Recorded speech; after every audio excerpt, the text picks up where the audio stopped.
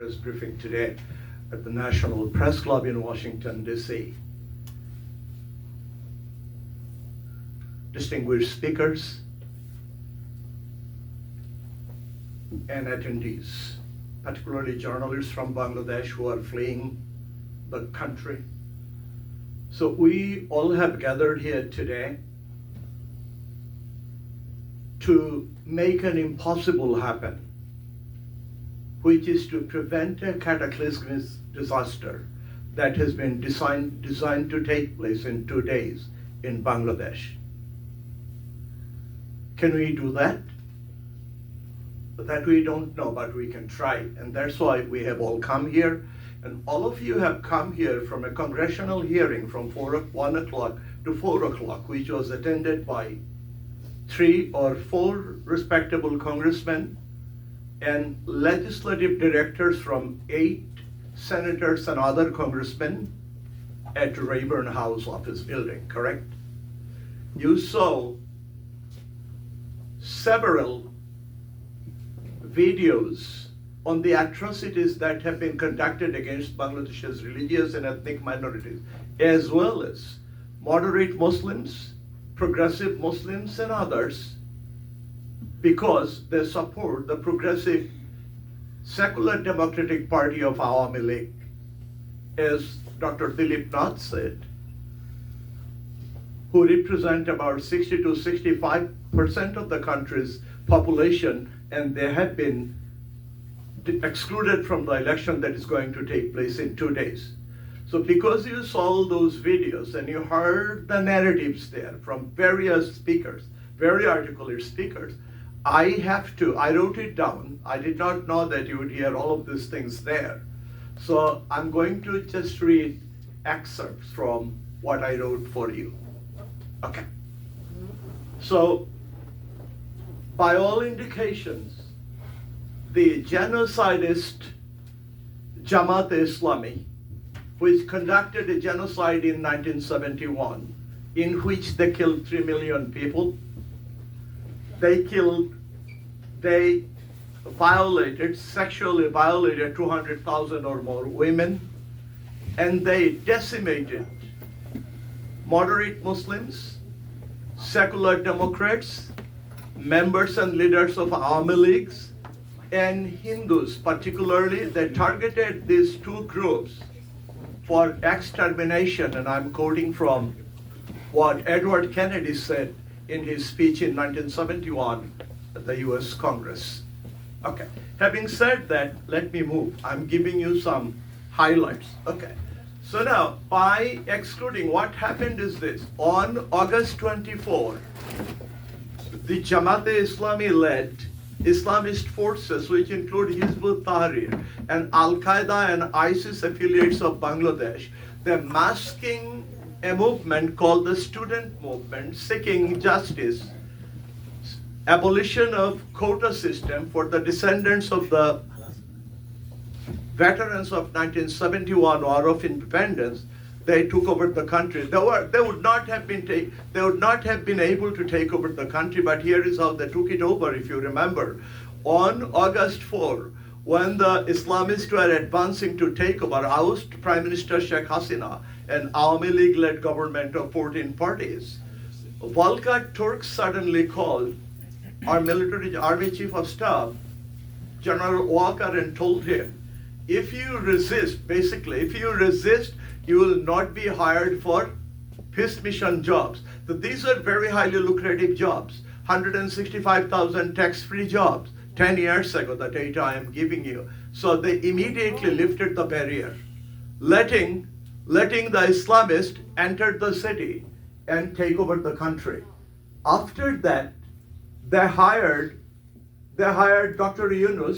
Muhammad Yunus, to advance their agenda. And as if you remember, on 26th of September, Dr. Yunus at the Clinton Initiative said that he was hired by those people, the so-called student revolutionaries, and he has been serving their agenda. What he did is this. On the one hand, while these people decimated the leaders, and I'm not giving you the numbers, you all heard the numbers, decimated the members, leaders and members, and incarcerated the leaders of Awami League. This is one side. It's a two-pronged campaign. On the other hand, they systematically started wiping out the minorities. The intensified, astronomical intensification of the existing campaign of religious and ethnic cleansing. Having done that, here is what the numbers are. They carried out 2,900 incidents of atrocities against the minorities, starting 2024 up until January. This is according to Bangladesh Hindu Buddhist Christian Unity Council, HRCBM, and other independent sources. Out of them, 182 murders. Now, if I go to give you the numbers of how many people they have, I think that their number is 359,769 people have been incarcerated, Awami League leaders and stuff. And they have many members of parliament, including, I believe, 19. I'm sorry, people who are in Awami League, forgive me the numbers. I might not have the correct number because they're changing. 2-3 days ago on the 7th, the Hindu 5-term Awami League cabinet minister, Shadun Babu, he died in custody. Another died a few days ago, and many people like Shamal Dotto, Professor Barakat, many, Kushal Baran Chakraborty, anybody, you protest in the country like Chinmoy Prabhu, you will be incarcerated. So they have excluded, they are wiping out the minorities, they are decimating the secular Democrat Awami League. Having done that, they are poised to take over power in 2 days. If they can do that, and the trajectory is, they are going to take over power through the democratic process, and the enabler is Dr. Yunus. What they're doing is, the trajectory is as follows. Some of you are very young, you don't remember. In 1991, the Islamic Salvation Front of Algeria, just following the same path, following the democratic process, they came close to assuming power. It was prevented. I'm not going to detail how, you can look up. Then Morsi is Muslim Brotherhood of Egypt, Brotherhood of Egypt, again 2012, he took over power and stayed in power until 2013 when he was removed. So this is exactly what is going to happen. Dr. Nath was talking about the trajectory. This is the trajectory. Now, if that happens in 2 days, and that is going to happen unless a miracle happens. What kind of a miracle? As I mentioned, you listen to Mr. Rubin's speech, and I did a little intervention, asked him if he has any connections with the United Nations. Only 2 people can stop it. Mr. Marco Rubio, Secretary Marco Rubio, and Secretary Guterres. Specifically Volker Turk, he is a friend of Dr. Yunus. If they call and say that call off this election now, because you cannot hold an election, it's not inclusive. Look at this, in 2008, the interim government, look at this, Awami League has been accused of what? Corruption, financial corruption, use of excessive force. Awami League used excessive force, sure it did, but my question is this. You are an elected government. Which government would not try to protect the elected government? The army tried to protect it. United Nations is complicit in this. They helped Jamaat Islam to take over the power, and they have been effectively controlling the country. And if that happens, here is what is going to happen. Please, I'm giving you 2 quotes and I'll finish. This will set the tone for the meeting today. During 2001, between 2001 and 2006, this is what they did. Jamaat Islam and BNP, who are the potential candidates to win the election in 2 days. If Jamaat Islam wins the election, then BNP will be in the opposition. If BNP were to win the election, then Jamaat will be in the opposition. What do you get together is 2001 through 2006. Do you remember? Hundreds and thousands of Awami League people, Hindus and minorities, had to flee the country. They are all over the world. About 200,000 Awami League people live in India now today. They have fled the country. Many here, I know many journalists, my own relatives and friends, they are fleeing the country. They are all here. So here is what is going to happen as of 2 days later. Now recall, particularly those of you who are young, I'm extremely impressed that you know you as articulated you are. You articulated in everything there. But please know that here is what happened. I'm quoting from The Economist, 2003. It said, the persecution was so intense, it said, rape and torture emptied the villages. John Vidal, 2002, The Guardian. The Economist ran an article said, Bangladesh's minority is safe only in the departure lounge. Do you want me to tell you do you need any more details? This was the situation, and the same has been going on. The same has been going on since 2024, and it will only intensify. Now, another quote. Do you know Professor Barakat? He is very well known, young people, kindly Google him. Professor Abul Barakat, Professor of Economist, and kindly Google him. He is famous for two things, the economy of the Islamists, namely Jamaat-e-Islami, and minority persecution in Bangladesh, particularly Exodus. Those of you who don't know, I think someone mentioned there, so far, nearly Bangladesh population, minority population, about 50 to 60 million people missing. I'm quoting Robert Dole, 2011 intervention on the Senate, on the Congress floor. He said that 49 million people are missing. In 2019, Priya Shah, who was a speaker there today, you have seen her, she dared to say, and she was not able to go back to her country. She lives in exile here. Is she here? Yes. Yeah, Oh, in front of you. Namaste. She dared to say that 37 million people are missing from Bangladesh with government complicity. How dare she say that? And included all of them because, I vote for Awami League, but I must submit they should not have appeased Hafazat-e-Islam. The universities are filled up with them. She kindly promoted, elevated the status of Islamic education, but see what, they have taken over all the cabinets of all the universities of the country. You cannot be kind to them. And if Awami League, you guys again come to power, remember, I implore you, please remember what not to do. They're not going to be your friends. They will simply eliminate you like they're eliminating the minorities. Your fault because you're still secular democrat. It's an anathema in the Islamic world to create a secular democratic state. You did it. Thank you very much. But do not make that mistake again. We will be eliminated, so will be you. Okay, here we go again. So this is what is going to happen in 2-3 days. Now, I want to finish by saying one thing rather than giving the numbers. Some numbers. 124 members of parliament, including 300,000 party members, including 4,000 fabricated cases. All of these things are going on against the moderate Muslim minorities. You heard it all. I don't want to repeat it. I just gave you what they did between 2001 and 6, and it will be repeated. That's deja vu. Having said that, did you hear this? In 2000 and in the 1990s, BNP ruled the country. Do you remember that? Okay. Under their rule, somebody mentioned that Ayman al-Zawahiri came to Bangladesh not once, twice. You remember that? You heard it there at the meeting today? Okay.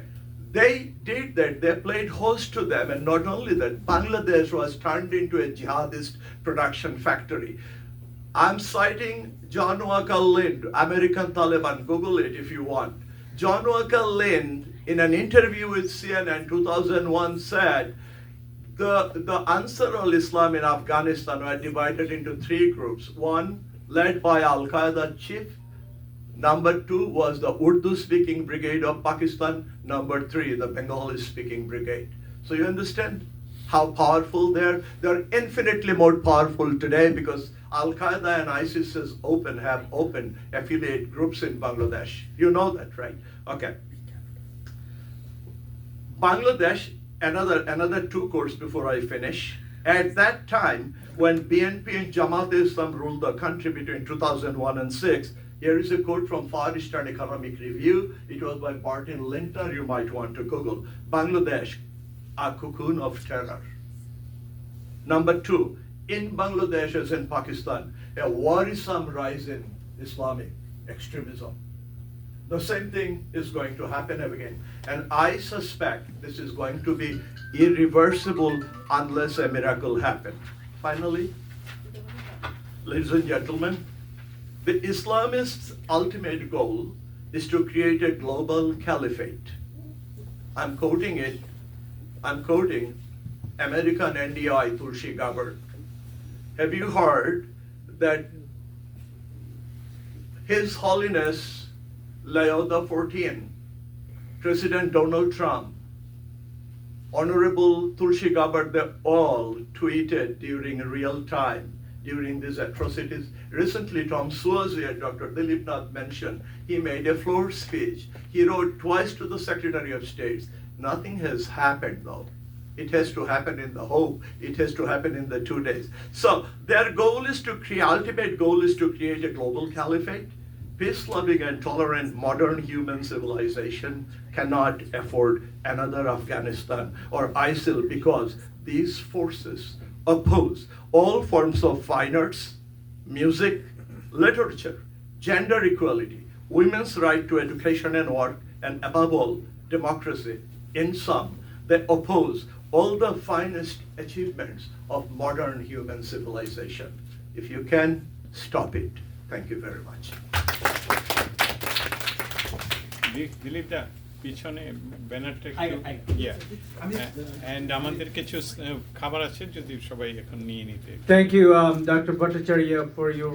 As we all know, voting rights is human rights, and women rights is human rights. And Bangladesh, what we have witnessed in the last 18 months, an agenda to basically take away the women's rights. Now, recently you have seen in the news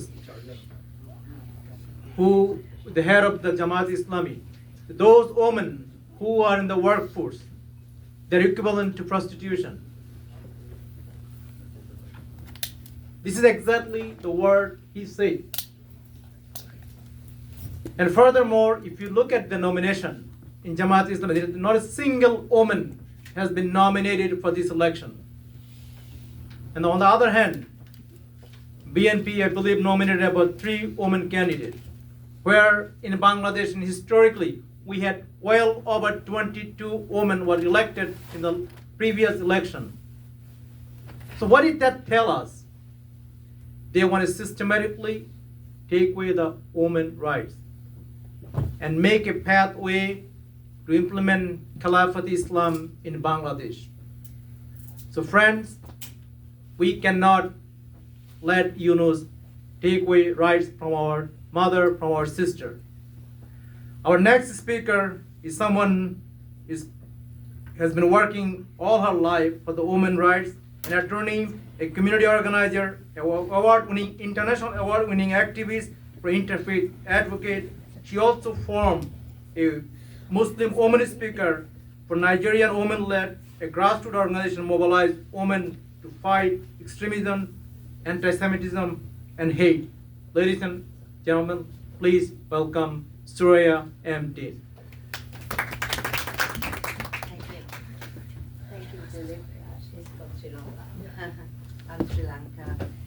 You know, 30 years ago, a Bengali woman warned us. 30 years ago, Taslima Nasri. Have we forgotten her? Today she lives in exile, following an intense backlash of death threats and extremist groups over her controversial writing, particularly because she wrote a novel. I don't know whether the younger generation knows this. A court said her writing hurt religious feelings. She faced riots and a bounty on her head, fleeing Bangladesh to Sweden, and she has remained a vocal critic of fundamentalism while living away from her homeland. She's Bengali. Yeah, she's Yeah. living in India. Right. Yeah. Right now in India, but it's not. Actually in India. No, she was in America. Okay, anyway, yeah. So ladies and gentlemen, Taslima Nasreen. yes, Taslima Nasreen, yes. She warned us, yes. It's an honor and a privilege for me to share some insights in this group, because I see above all something so unique that makes me cry. That is that they say there is no power greater than a community discovering what it cares about. And today in all of you, I see the love for the country that you have come from. And that inspires me. And in the room today is my friend Zeba, who has taught me incredible things about Bangladesh and keeps me posted. And I have continuous speak into Bengali culture. And though I lived in Sri Lanka, I'm an international activist. I have been to Bangladesh many times. I work there. I work with the Christian community, the NCCB, National Council of Christian Churches in Bangladesh. And I love Bangladesh. So today we are here, I want to be very clear, not to divide Bangladesh, but to save it from extremism, impunity, and moral collapse. This cannot be any more about hurt religious sentiments. This is about human lives, equal citizenship, and a rule of law. And I want to talk to you about three things. One is radical Islamist jihadi extremism. As a Muslim, it has become so embarrassing for me to sit in communities, in rooms, and listen to what is done in the name of my religion. What has happened is Bengali Muslims, Sri Lankan Muslims, we had a beautiful Islam that we were practicing that was rooted in indigenous culture. But we know that changed. The Arabs have taken over the narrative, and with the entry of Wahhabism, we have lost a lot in South Asia. We have to remember that. And I want to talk about the impact on Sharia law that will happen in Bangladesh. When I think it was Mr. Rahman, who is the leader of the league, who said of the movement, said a woman going to work is like going into prostitution. And we know what's happening in neighboring Afghanistan, and we know what has happened in Saudi Arabia, who now, having exported much of the Wahhabism, is taking a different path, but South Asians are too late to recognize that. And I want to also say I'm here for the minorities. I'm here for Dipu Chandra Das, a 27-year-old Hindu garment worker. We all saw how his body was ablazed in fire, and he was lynched by a mob. And to understand the gravity of what is happening in Bangladesh is very, very painful. And civil societies have reported how many incidents have taken place. So Muslims trying to drive out Hindus are not following my Islam. It is an intolerant Islamist agenda called radical extremism. So I hope we will not accuse all Muslims. Our earlier speaker, Dr. Bhattacharjee, didn't. I was very heartened when he included the Muslims. We must not accuse all Muslims, because not all of them are doing it. And Gandhi warned us, if we continue to fight when things change, we will still be fighting. So it's necessary we find the good people in those communities and make alliances.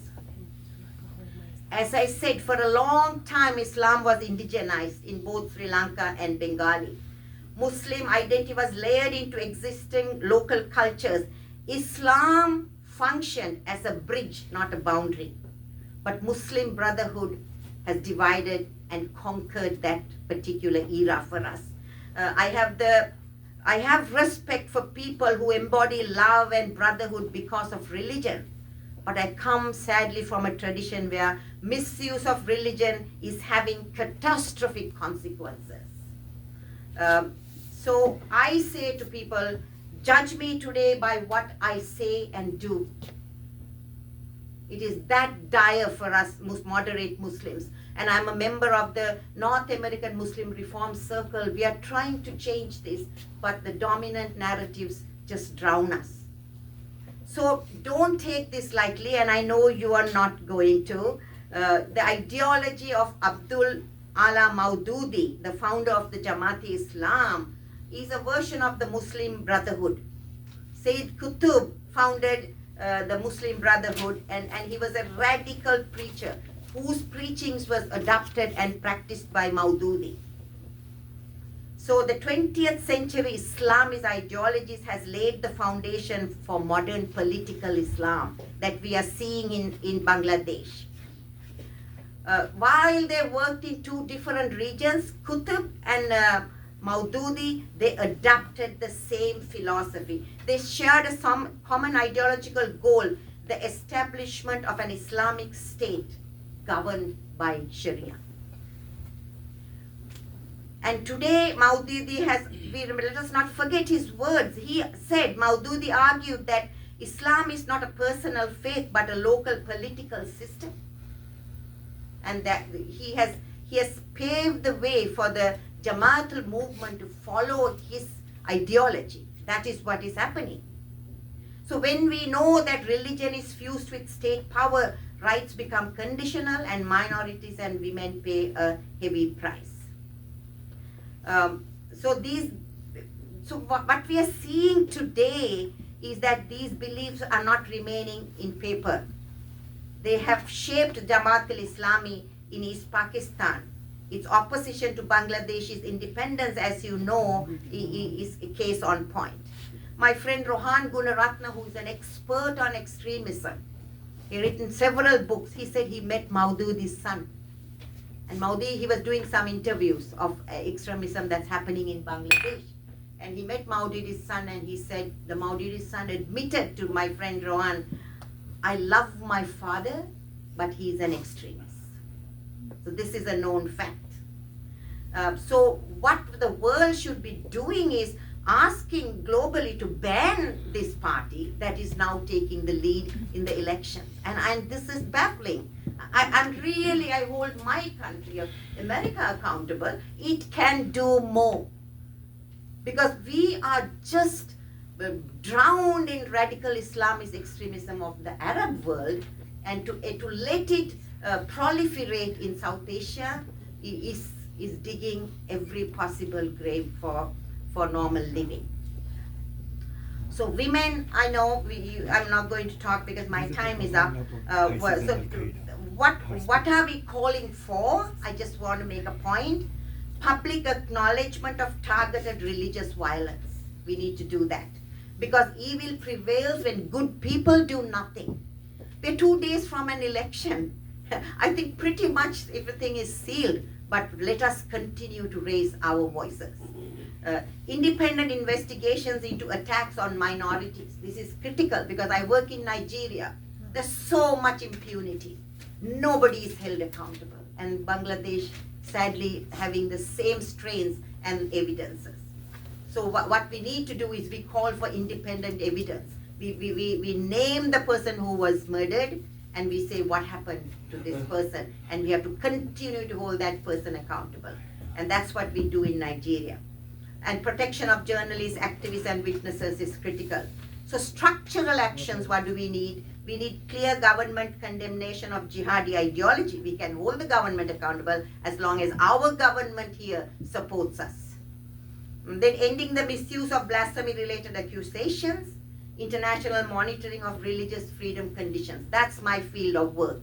I am the co-chair of the Women's Working Group of the International Religious Freedom Roundtable and the chair of the Religious Freedom Roundtable in Sri Lanka, where I come from, where we continue to monitor religious freedom violations.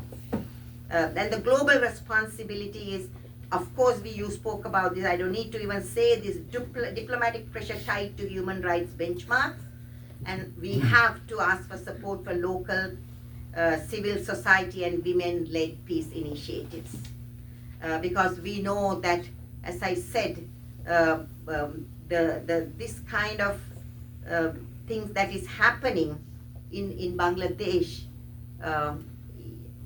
is tragic beyond words, and my heart bleeds today. Thank you.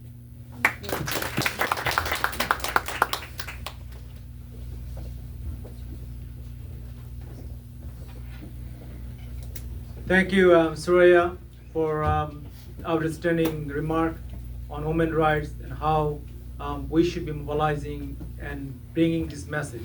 Now, today we are gathering here at the National Press Club, where freedom press, these are the, we look up to, these journalists breaking the news for us so that we can make the right choice, we can make the right decision, particularly when it comes to the election and choosing our next leader. In Bangladesh, what we have seen before the election, there has been hundreds of journalists has been incarcerated. And today we have someone who can speak as an eyewitness, who has led the journalist team, where in Bangladesh National Press Club, the second home of the thousands of journalists. She was elected not once but twice as a General Secretary and the President of the National Press Club of Dhaka. So I would ask Froide Yasmin to bring her remarks as we are heading towards the election, the role of journalists and how they've been suppressing as well to bring enlightening our community here, home and abroad. Thank you.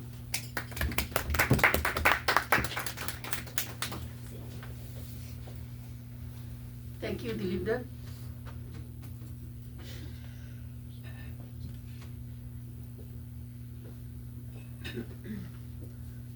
Previously, I told about journalists in Bangladesh. In details, I told her. Just I am telling a few words in this occasion because time is running out. So. Just briefly, I'm telling something. The national election is just 2 days away. The election is being organized excluding the Awami League and 14 other political parties. The voting rights of citizens who support these parties are being taken away. Freedom of the press is a prerequisite for democracy, but today the press is imprisoned. Nearly 300 journalists are facing murder charges. Journalist accreditation cards have been cancelled. Obstacles are being created in their professional work. Their bank accounts have been frozen and their families are being harassed in various ways. An atmosphere of fear has been established everywhere. Media houses have been taken over by BNP Jamaat aligned journalists. Like the election itself, journalism has become one-sided. Moreover, due to constant threats and intimidation, journalists are being forced into self-censorship. In a democratic society, you cannot speak of a free media while keeping the media imprisoned. The cumulative effect of killings, arbitrary detention, institutional capture, and administrative punishment represent one of the most severe assaults of press freedom in Bangladesh's history. These actions violate Bangladesh's constitutional guarantees as well as its obligations under international human rights. Human rights instruments including Article 19 of the Universal Declaration of Human Rights and the International Covenant on Civil and Political Rights. We urgently call upon the international community, press freedom organizations, and human rights bodies to closely monitor the situation, demand accountability for the violations of human rights, for the killings of journalists, advocate for the immediate release for those detained without due process, and press for the restoration of professional rights and institutional independence. A free and independent press is not a political favor. It is a fundamental pillar of democracy and justice. Radicalism and extremism are gradually rising in Bangladesh. incidents of human rights violations are occurring, there is no freedom of the press. The people of Bangladesh must be vigilant about this. Everyone must work together to protect human rights. Everyone must raise their voices. Thank you so much.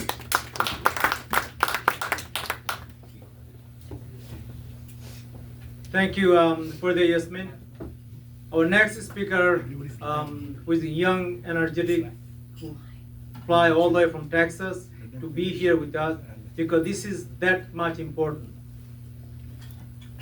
It's important because if you look at in the last 18 months, the movement began, the quota movement, and quickly that turned into regime change. And our young generation, our learner, their future is in danger. Today, virtually our education system is completely collapsed. Once upon a time, we used to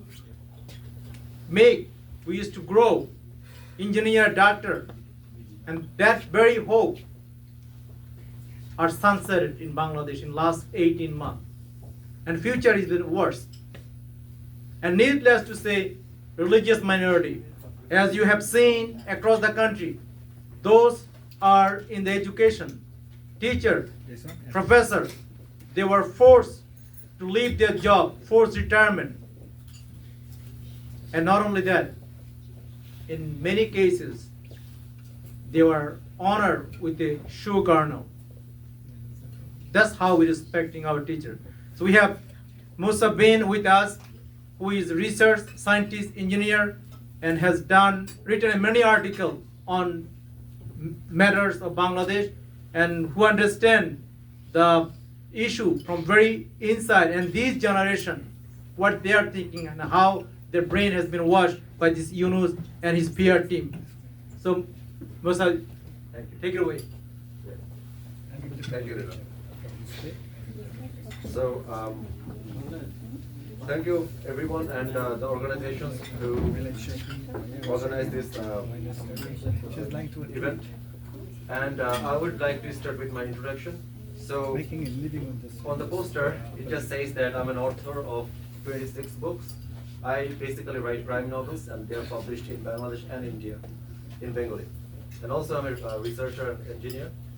And I came here not because of any of those identities. I came here because I'm also a survivor of Islamic terrorism. And I was on a hit list, and there was 2 assassination attempts on my life back in 2020 and 2021 by one extremist organization called Ansar al-Islam, who goes way back, and they killed more than 2 dozens of bloggers and writers. Maybe some of you heard about that. So we've been fighting this for a long time against a common enemy. And just like Tosliman Nasrin, who is a good friend of mine, I am supposed to be exiled, but I'm so adamant on going back to my home country and fix things up, because I saw what happened in Afghanistan. If you don't go back, regardless your life is at risk, they will take over. So I went back last December as well. I came back this 12th, and the previous year as well. And the mob violence you're talking about, I was almost about to be subject of mob violence back in 2025 January. I just had to somehow move from the scene and save my life, because my face is kind of very well known back in my country. So this is something, I think my voice could give you a new perception, which is very much needed, because I've been listening to a lot of his speeches today. And I think there's a few critical gaps that we really need to fight against this thing. So what really is going on right now in Bangladesh, it is not a global problem. I think most of us agree, it is not a regional problem only. I think most of us already agree with that. But the issue is, I don't find a lot of people who are explaining how and why it is a global problem. Why do the US care, or why should they care about this? So how I put this thing is, this is a clash of civilizations. We saw it before, And what is happening in Bangladesh right now, it is not explicitly directing towards the Hindu community or the Christian or the indigenous people. What is happening is the Islamic culture, this is how it happens all over the world. The Islamic culture is taking over a specific region, and it is not targeting Hindus by default, it is targeting everything else what is not their culture. So that's why my previous speakers talked about this. That's why the Hindu community is at risk right now. That's why the Christian community is at risk, indigenous people, and also a large portion of Bengali Muslim community who does not submit to their ideology. So if we want to solve this thing, we have to put the narrative back on track, because right now, I've been, since 2013, I've been looking into the Western media and the Western, like the talks of this hemisphere, like what's happening in Bangladesh. And I've been desperately looking for someone, at least one media outlet, talking about the whole picture. I could not find it. And the reason we could not find it is it's always about a focus group. It's like we are all reactionary. When Dipu Das was burned down, we react. We think that it's about Dipu Das. It's not. It's been going on since the late 70s in Bangladesh. I want to set some facts straight. Back in the 70s, when Ershad, like Hussein Mohammad Ershad was the president at the time, and at that time Bangladesh was legally exporting terrorists or jihadists to Afghanistan because of the entire global political situation at the time. But that thing expanded a lot, and like Dr. Dilip said, that in 2001 to 6, what atrocities we saw, there was an amplified version of that one thing we did back in the 70s and the early 80s. We sent Hujis to Afghanistan. Right now what's happening is, I want to make sure that this message goes out. It is not a partisan problem. I'm talking about my own assassination attempts back in 2020, back when Awami League government was in power. Now it is Dr. Yunus. Before it was Khaleda Zia. In 2 days, I think the groundwork and the ground reality is Tariq Rahman will be the next Prime Minister of Bangladesh, and whether he likes it or not, and Jamaat will lost this election. But that's not going to change anything. Even if the other population who are excluded from this election, if they've been in the game, and if Awami League could win this game, win this election, it's not going to change anything, because we are not focusing on the real problem. And there's another saying that goes on, Jamaat Islam, which by Bangladeshi constitution, forget about the US constitution, by Bangladeshi constitution it should be banned, because they have some explicit laws in their own party which does not allow them to be a political party in Bangladesh, because they don't allow women to go climb up the ladder. They don't let any non-Muslim person to be holding any power position. So my point being, there's a saying, and there could be some truth to it, I don't know, but there's a saying that Jamaat Islam is the oldest ally of the USA, because back in 1971, USA and the other bloc was not for our freedom. They supported Pakistan back then. I know there could be some like discomforting topics may come up, but my problem is, people like me, we don't care about who's going to power. We don't care about the world narrative. We just want that force to be gone from the world so we can live and breathe freely and speak. So my point is, it does not matter what truth or what statement is hurting whom. We have to be very much objective, which is very difficult for someone like me in my position, because everything is pretty much subjective, because I was supposed to take things personally. But as a researcher, I always try to focus on the subjective matters, objective matters, and if you really want to fight this, you can't be partisan. You can't have any bias for any specific country or any specific religion or any specific ideology, because this is a clash of civilizations. I don't care if you're a Democrat or a Republican supporter. it's gonna eat up everything if you don't fight back. And I just don't want to take a lot of time. So my focus was, if you want to solve this problem, you have to give the world something that is the alternative to this. We know for a fact that Jamaat-e-Islam has lobbies to the US and to other countries as well. If you can't give the world politics an alternative, we can have this kind of press conference and press briefing and a lot of other seminars and meetings, nothing is going to change. Because countries don't have hearts or emotions like us. They will carry on. So our point is, I'm from this organization called Amnesty Freedom. We're kind of new. But just to solve this thing, we have to look at the entire scenario from an objective perspective. And the thing the Islamists are trying to do is trying to eradicate three different group of people. One is religious, one is ideological, and another one is ethnic. So from the religious part, we talk a lot about the Hindu community, the Christian community, and the Buddhist community. And sometimes they overlap. The ethnic groups have some Buddhist people and some Christian communities there. But we want to focus more on talking more about the other community that comprises about 30% of the population. So together, I think we are at 34% or 37% in total. But the problem is they are not united. So this ideological portion has the ex-Muslims, the rationalists, the journalists, even the LGBTQ community, and the secular poets, writers, filmmakers, art, musicians, and directors. And if you want to really solve this problem once and for all, you need these people who built up the counter narrative. We call them the counter force. And most likely that will work because our organization is working with some muftis who left Islam. So they are ex-Muslim muftis. They are revealing and exposing the Islamist terrorism from within.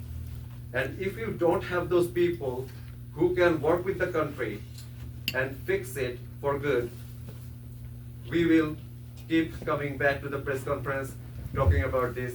So I urge everyone to acknowledge more and more about the local voices, or else this nightmare will never end. So I have a lot of data, and I think to our journalists, yeah. Can I ask Sure. a question if possible? Sure. Thank you for your amazing information and for your bravery. I'm just wondering, you made a comment about the fact that your organization has ex-muftis who left Islam. Do you have any current muftis who are still within Islam? Is that because all muftis who basically are within Islam are part of a radical ideology in your opinion? Or why have they left Islam? Why not stay So within the- Islam yeah. but not be radicalized? So mufti is like a PhD degree. Yeah. Just to clarify on those things. Thank you. So a mufti can give a fatwa. They are coming from the same Arabic origin. So a mufti can give fatwa. So mufti is the highest, one of the highest degrees they have. And they are now in exile, left Bangladesh.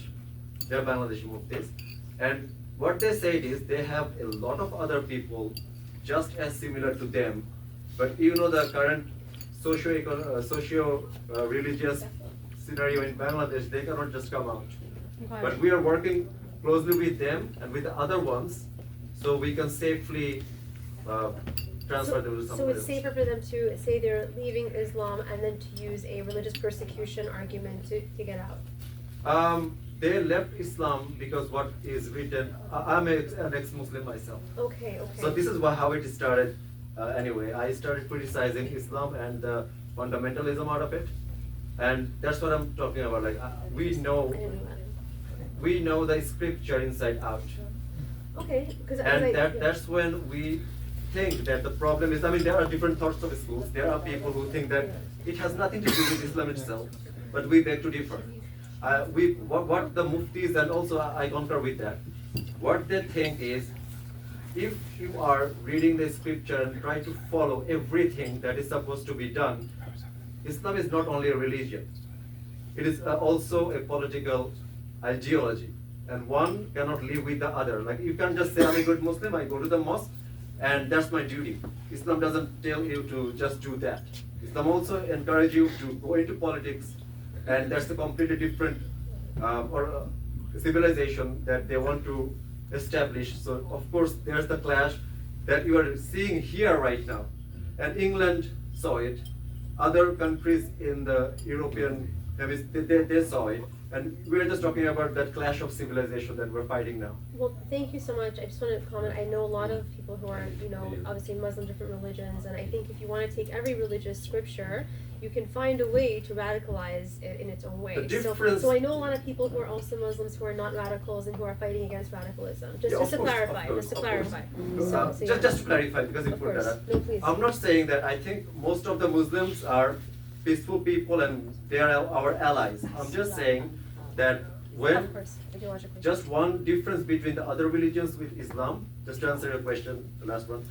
So Islam is the only religion in the world which tells you to blindly follow what the Prophet did. Nobody else do that. So that's why they have some internal problems, because the Prophet married a child. And you can't question this thing. Because Aisha. Islam is a fundamentalist, like you cannot question, you can modify this religion. Christianity doesn't tell you to do that. Hinduism doesn't have anything like that. So there's it. Sorry, I think I took way longer than you. Thank you, Musa bin Manna with Amnesty Freedom. Bangladesh is a country, a form of multicultural, multi-religion, and we got our independence through an idea, and the idea of Bangabandhu, who thought of an inclusive Bangladesh. And that is why we had Hindu, Buddhist, Christian, Dalit, and indigenous people. But today, all of these marginalized community are at risk. We have someone here with us who has been fighting all her life for this marginalized community when she was in Bangladesh and while she's in here, US. Is none other than Priya Shah. I would ask the speaker to make a remark brief, because many of us has to go back to the New York and other places, but we want to wrap this up quickly. Priya Shah, please.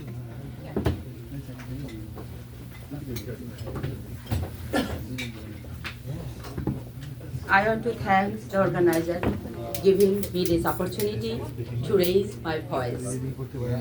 My subject is ethnic cleansing of religious minorities in Bangladesh, urgent call for US leadership. Ladies and gentlemen of the National Press Club, thank you for your time today. In the capital of the free world, where truth holds power, we must confront a grave injustice: the systematic ethnic cleansing of Hindu, Buddhist, Christian, and indigenous community in Bangladesh. The son and daughter of the soil are being erased from their ancestral homeland through state-enabled mechanism. Under US and global standards, these demand immediate, forceful American action to defend human rights and religious freedom. Ethnic cleansing, as per United Nations, is the deliberate forced removal of ethnic, racial, religious, or national group from a territory to create ethnic homogeneity.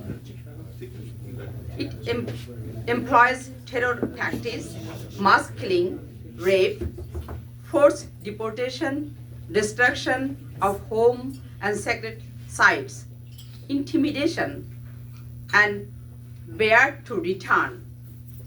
Bangladesh's pattern fits this definition precisely, as documented by the Bangladesh Hindu Buddhist Christian Unity Council, the leading umbrella organization representing these minorities. First, the demographic erasure through forced expulsion. At partition 1947, Hindus made up to 29.7% of East Pakistan population. In 1974, Hindus was 13.5%. Bangladesh 2022 census show them just 7.95%. A loss of millions through persecution and displacement. In the Chittagong Hill Tribes, indigenous non-Muslim community were once during partition is 98%, now under 50%, with official data revealing nearly half missing due to state-backed migration and violence. Second, the killing of remain routine and escalating. In 1971, genocide targeted Hindus disproportionately.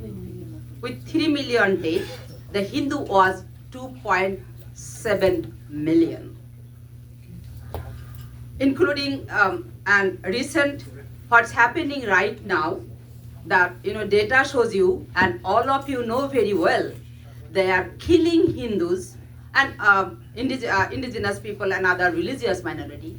Do you know killing these people is not a punishable offense in Bangladesh? It's not in law or constitution, but in practice. Third, the sexual violation, terrorized communities rape, Hindu, Buddhist, Christian women is a normalized weapon, often unpunished due to systematic bias. You know that Professor Zarina Khan from University of Dhaka, she did a research and find out more than 80% Hill women were raped, but nobody was punished. Nobody made accountable, never, ever. And third, the sexual violence, and the fourth one, the destruction of targeted identity, fundamentalist, burn home, loot businesses, vandalize temple, churches, and sacred sites. You know it very well. Hundreds, the church and Hindu temple are vandalized, but government funded the $million to build mosque, madrasa and other things, but they never, rebuilt any, Hindu temple. So it's a way they are promoting with government, people taxes money, they are promoting on group. At the same time, they are vandalizing other, believer, other sacred places. In that way, one group is going forward and other group is going to vanish. This is a government thing. And last month, there was an advertisement in paper. In Bangladesh, there is a government-funded school. The teacher recruitment advertisement, we saw 25,000, school, the Bengali normal school, teacher recruitment, and 35,000 madrasa.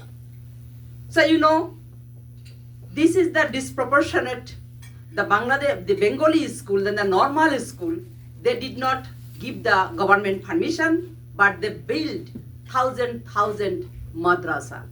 So when they are getting education to being a, separatist or, as a homogeneous group, we are taught. So how they can tolerate, how you are going to build a tolerant community to giving money to to promote intolerance. So fifth, the threat and barrier seal expulsion, pressures incite hatred using Hindus to flee to Bharat. Government of Bangladesh using Enemy Property Act and Vested Property Act seized 2.7 million acres from Hindus. Return fresh arrest. If you are a terrorist, no question about it. In the last month in Malaysia, Maldives, they find out 38 terrorist connected Muslim, and they expelled them from Malaysia and sent them Bangladesh. And Bangladesh government told, we do not find any crime. They are not connected. But not a single Hindu, when he went out from Bangladesh, he cannot come back. If a Hindu person went to India, and they forced them to go to India, if they come back, they will be arrested. So Muslim can go across the world and they can come back, but Hindu are not permitted to come back. In that way, they are confirming the ethnic cleansing. This is it's fit 100% with the United Nations their definition. So what USA government can do? Bangladesh fulfill every ethnic cleansing criteria. This state-enabled campaigning threatened democracy, women's rights, and pluralism. Minorities are essential to free Bangladesh. Americans must act decisively. Under the International Religious Freedom Act of 1998, designate Bangladesh a country of particular concern, CPC, apply Global Magnitsky Human Rights Accountability Act to sanction officials and perpetrators, enabling killing, rape, land thefts, and impunity, protecting Bangladesh minority, safeguarding the democracy and women's rights across South Asia and the world. It upholds America's moral authority as protected of oppressed. The time of silence is over. Let us lead with action. Thank you, and ask Bangladesh government, where is your Hindu? Thank you. Thank you, Priyasha. I just want to make it one point clear. The message that are bring here, it is not against Islam, it is not against Muslim, it is not any particular sect. It is against Islamist. There is a big difference being a Muslim, being Islam, and Islamist. What we are fighting against the Islamist radicalism in Bangladesh. What we are saying is that this regime, Dr. Muhammad Yunus regime, is heading towards implementing Caliphate Islam by giving an impunity to Islamist jihadists. That's what we are fighting, and that's what this press conference is wanted to highlight and underscore the issue. So, and that is why our US government, the press and media, international media particularly, they need to wake up and write a story and break a story about what is happening in Bangladesh. So with that, I want to introduce someone who came from Bangladesh, who actually was at the ground zero. As many of you know, Sri Chinmoy, a monk who has been detained and in jail for now well over a year now, has been denied bail and incarcerated for no good reason. And we have someone who actually was with him when they were mobilizing religious minority across the country to bring a voice, to bring a hope, to bring and fighting for the justice. Professor Chandan Sharkar, if you can say a few words, please.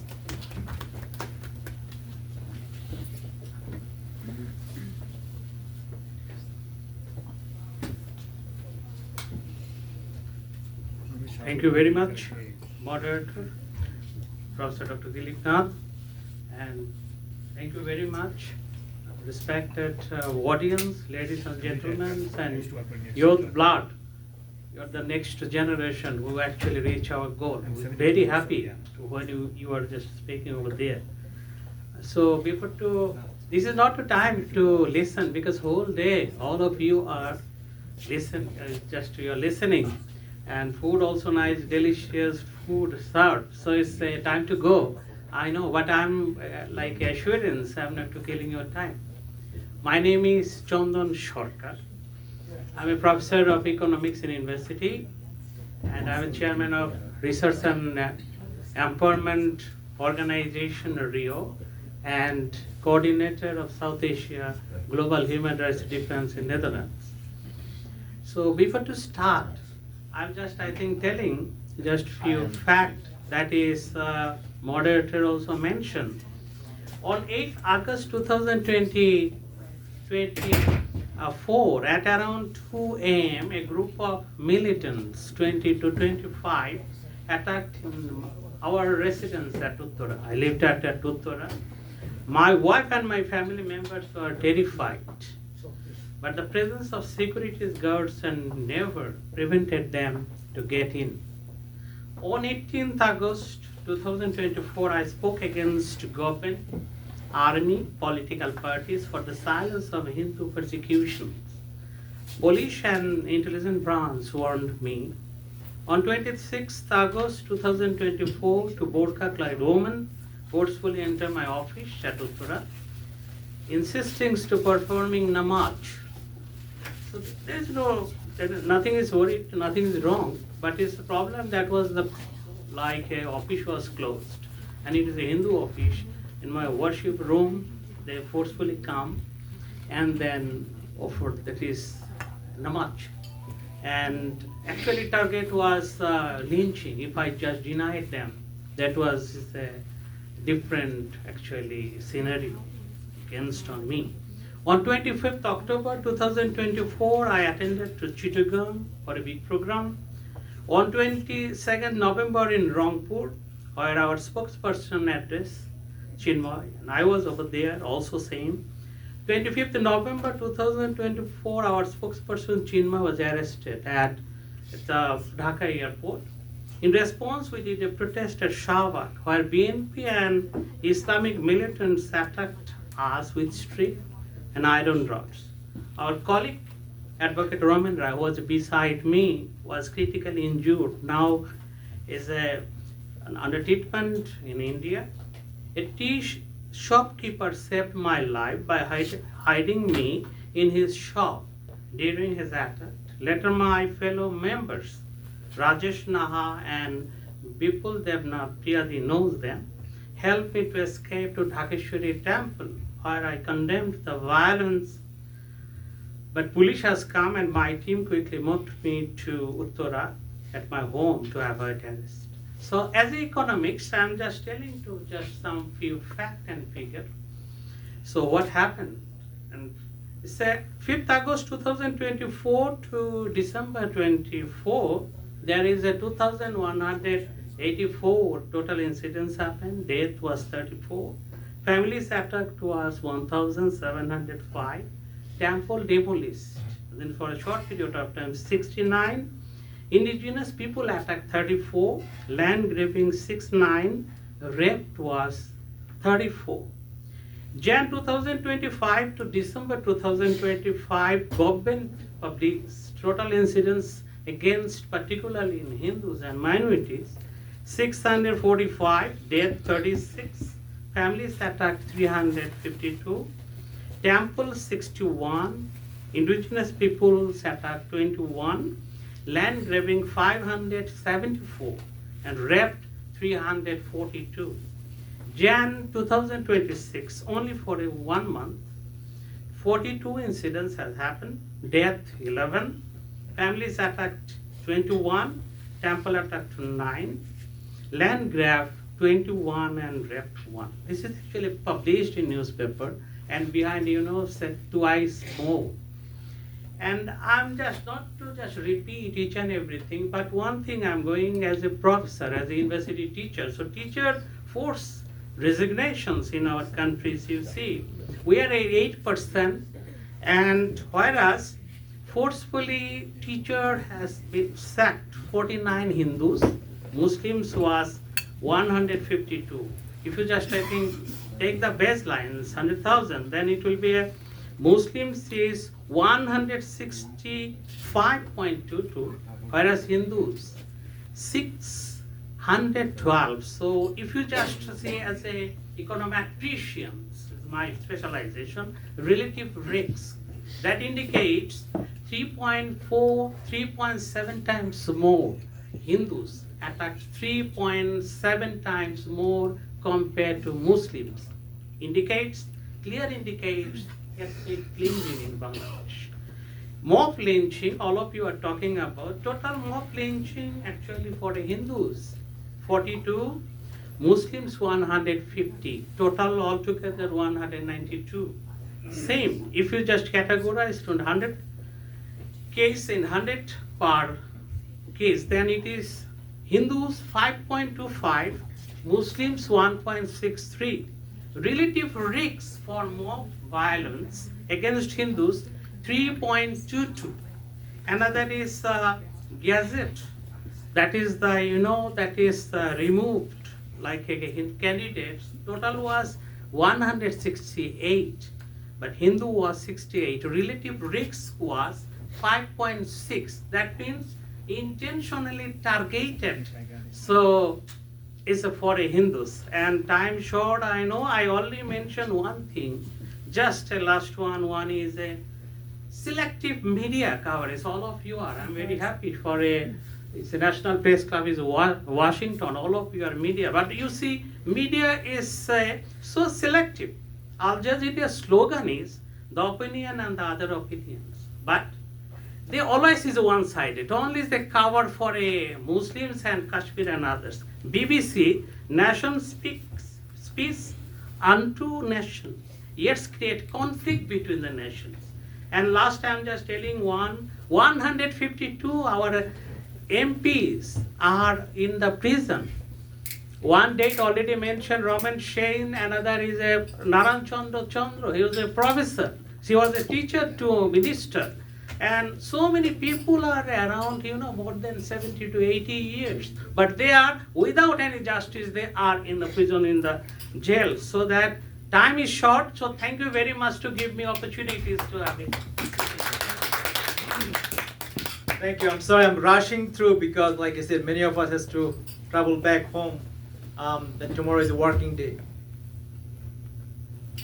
We have all of the press material, press release at the QR code, and that will be also pushed out to all of the journalists. So if you want any of the video, any of the statement, you will get it all digitally. So that's why we're trying to be carbon neutral. We didn't print all the paper. Our next speaker is someone, our previous speaker mentioned about the journalists breaking the story. We're not getting enough exposure. We have someone with us who actually has done a lot of work in the media, a media personality in communication, who also served as the communication director for Hindu Ag, who understand the geopolitics, particularly in the South Asian region, and who can break down the complex issue in a very simple way, Adil Najran. Please give her a round of applause.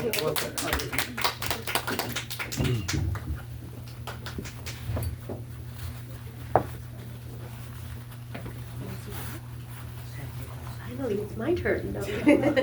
Thank you so much. Thank you so much for hosting this really, really important event. I served as a journalist for 20 years. I'm now the geopolitical consultant, and I'm still doing political analysis work geopolitically. I'm also proud to serve as the Director of Communications and Legislative Outreach for Hindu Action.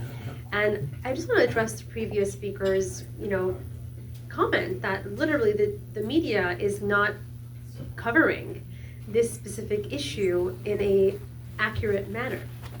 And there's a reason for it.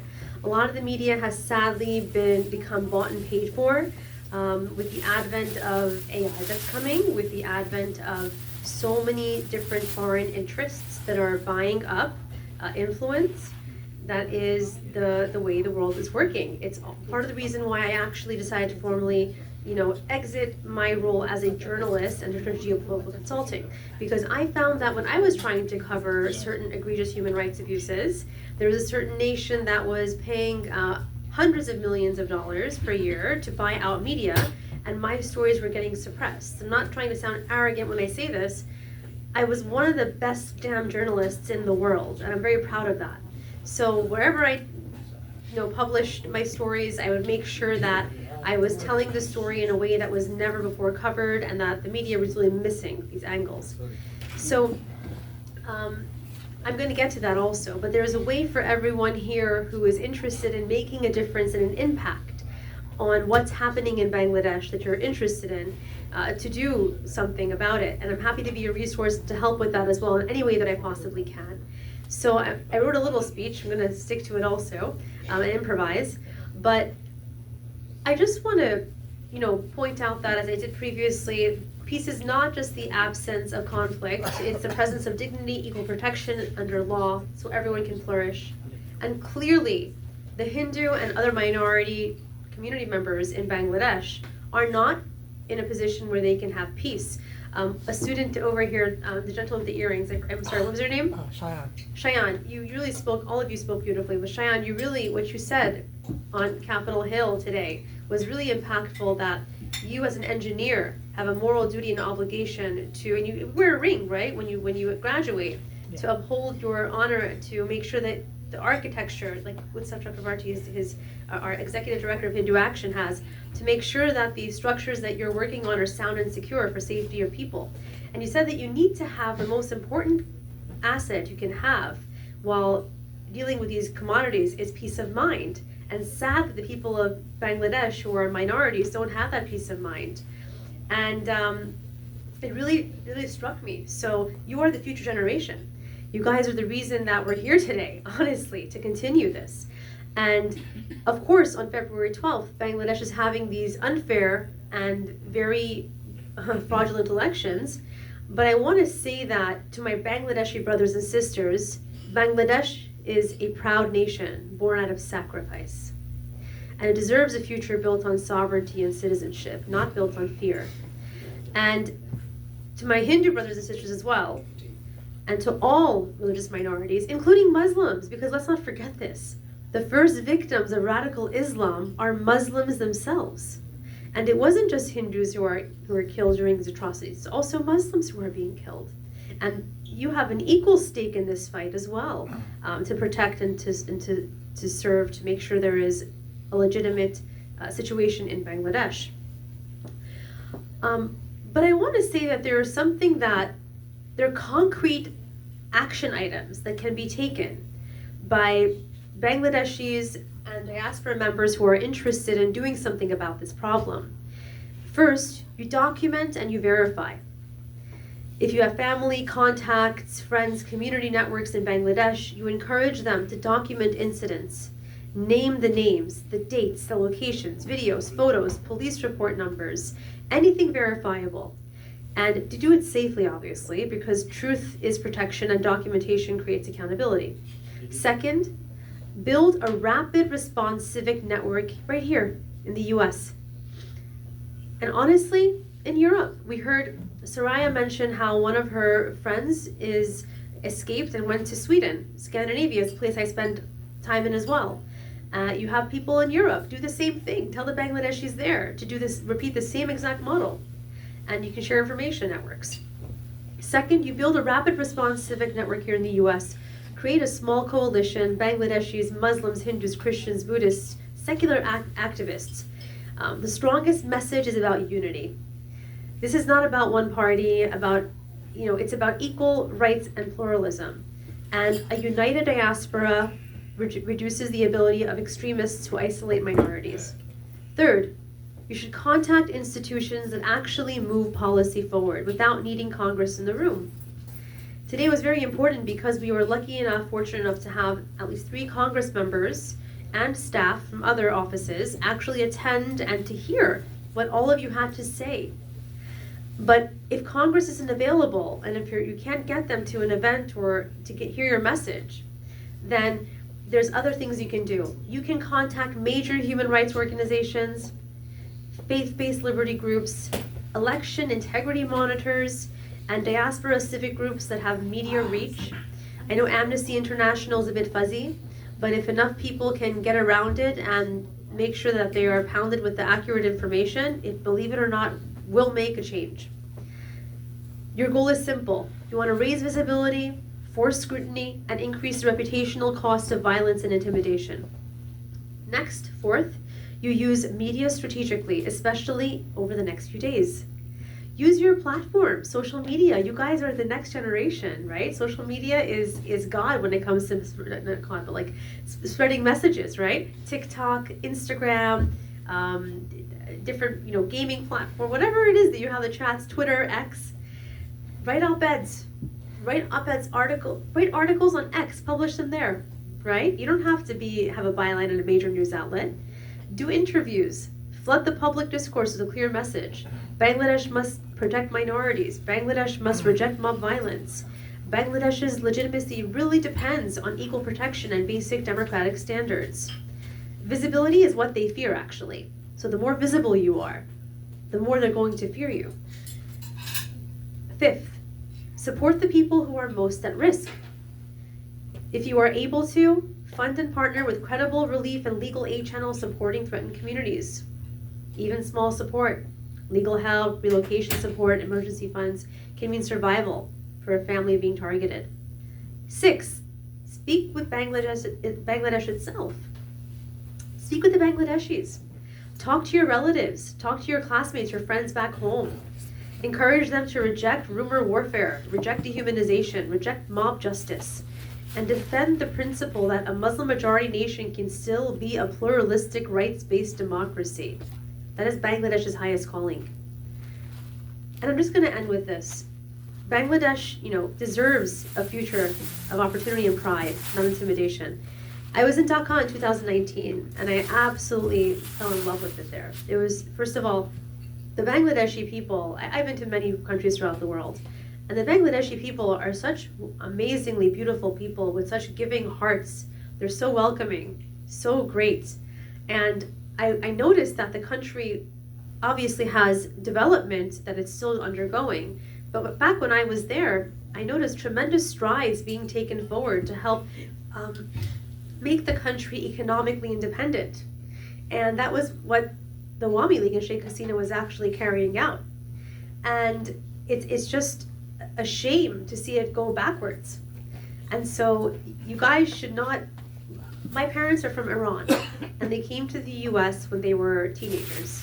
So I've never been back to Iran, but I have a hope to. Unfortunately, I can't go back in the current situation, or unless there's a change probably in the government there. It will be changed. From your lips to God's ears. Yes. So there's a lot of symbolism behind why that might actually happen this time. But I don't want to see your country go the same direction as what Iran and the Iranian people are going through right now. And so if I can be helpful in any way, shape, or form to give you guys tools to be able to accomplish any of these 6 points that I've laid out, please use me as a resource, and I will provide my information. And I'm just, thank you. Thank you for being here and engaged. Thank you, Adele, for making time and giving us the guidance, and also encouraging us to be more active on the social media and Twitter and X. Democracy is just not about voting rights. It's about living with dignity. And that's very same dignity at risk under the Yunus regime. Especially that same right and dignity is about to be tarnished on February 12th if we do not stand up and reject these premeditated election to bringing Jamaat Islami into the power. So I wanted to hear someone from our youth, Shayan Shil, to briefly say his his feeling about this, how the election is unfolding in Bangladesh. Don't you ever say that you're in India, okay? If you walk in Muslim-dominated area, you have... Hi everyone, I'm here representing our social media platform, Bangladesh Hindus of New York City. But it's really not the lives of Bangladeshi Hindus that are at stake. There are many more minority groups, Buddhists, Christians. But the importance of the discussion of today and all the things we've heard today, especially like from Dr. Chatterjee, right? The idea that we could be repeating things that happened earlier in the early 2000s. A lot of deaths, a lot of lives have been lost. The perspectives we've heard from our survivors, people who've experienced persecution firsthand. And so we as the young generation, many of us are removed from the situation. Many of us did not grow up in Bangladesh. I have visited Bangladesh only a handful of times. Puja as well, Swastika and Brahmin. We have not been there as many times as we'd like to. But I can tell that for our parents, this is a very important cause. This is their version of America. This is what they were raised with. And I think that it's a war that we've inherited as a young generation. It's a war we've inherited from our parents. It's a war that they've inherited from their parents. It's an ongoing situation. They've lived through the thick of it. They've lived through persecution. And I think it serves us right as the younger generation to do something about it. There has been all this talk about situations in the Middle East, right? Globalizing the Antifada in an anti-Semitic, in a rude way, but all these different ways that we support these other causes, these other forms of warfare and harm to people. But where is that sentiment when it comes to the Bengali Hindus? The people that are some of the oldest, most peaceful, and most intuitive civilizations in human history. We have brought so much to the world, and all of it is slowly being stripped and taken away due to not Islam, but extreme, a radical misunderstanding of teachings. It is an un-Islamic terrorism, I like to say. It is a fundamental loss of humanity, and I believe in 3 days, we might see one of the worst atrocities begin to happen. And for those of you that spoke today, I'm incredibly grateful to hear all of your stories, and I just want to say that the young folks, we are listening, we are remembering, and I know that you guys have walked on that soil. You were proud to go to school there, many of you, played in the mud, taken a rickshaw, all of these different experiences that you had in Bangladesh. For that to never happen again, that is, you should not be denied that privilege to have your nation, your home, be taken away from you. And it is a must for us to understand that we, as the young generation, with our skills on social media, to continue to promote something like this, to continue to inform people that just like the stuff that's happening in the Middle East, this is the same, if not equal, if not worse, because a group of people are going to become extinct. A group of people are going to become extinct, one of the oldest groups of people. So that's what I want to hammer home. I'm really grateful to be here. I'm grateful for all the things I heard. I never would have heard stories from survivors of real discrimination, and I'm grateful for this opportunity. Thank you all. Thank you. Last but not the least, we have someone who has been actually at the forefront of this fight. Someone you see him all the time on the TV and social media. Dastagir Jahangir is a correspondent at the White House. He always asks very tough questions. A fearless journalist, my brother Dastagir Jahangir. Thank you so much. Thank you, the organizer, fellow speakers, member of the press, and everyone who has gathered here today. You said it all. What we need to do, I will be very summarized on that because we have to leave very soon. So I have a long understanding what we are doing, what's happening in Bangladesh. My only duty, or the duty that what I do, asking tough questions and finding the proper person to ask them. So I will conclude today after this long, not long on that means that we got so many conversation, so I will finish it like that. So what must be done? We told so many stories. We know what's happening. We know Dr. Yunus is a monster. We know nobody is listening what's happening in Bangladesh. Michael Rubin told last week in this room, today on Capitol Hill, that we have to tell to our representative, because America, they don't know what's going on. They have no understanding what's fabric, political fabric in Bangladesh. So I will do it very short. Now, first, everybody told, but I'll repeat it. Documentation must continue. Facts matter. Evidence matters. Second, international engagement must be principled, not selective. Third, we, journalists, must have allowed to work freely without intimidation or exclusion. I'm talking about inside Bangladesh. None of my colleagues, they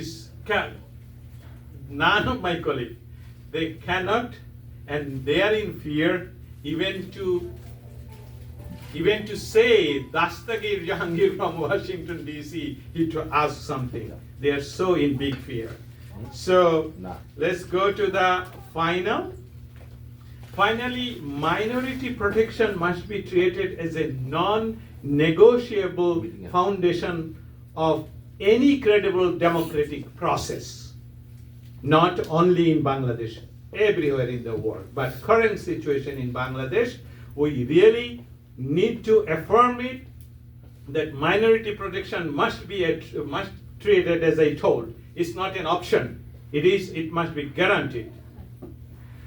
Silence is easy. Speaking carries risk. But history remembers who spoke and who chose comfort over it. So we are here speaking, we are at risk, but history will say what we did today. And that is our future generation like you will take over from us. Today from this room, we must make one thing clear. No safety means no democracy. No accountability means no legitimacy.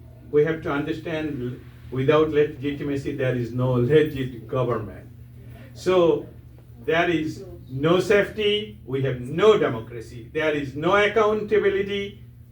Like so many Hindus were burned to death.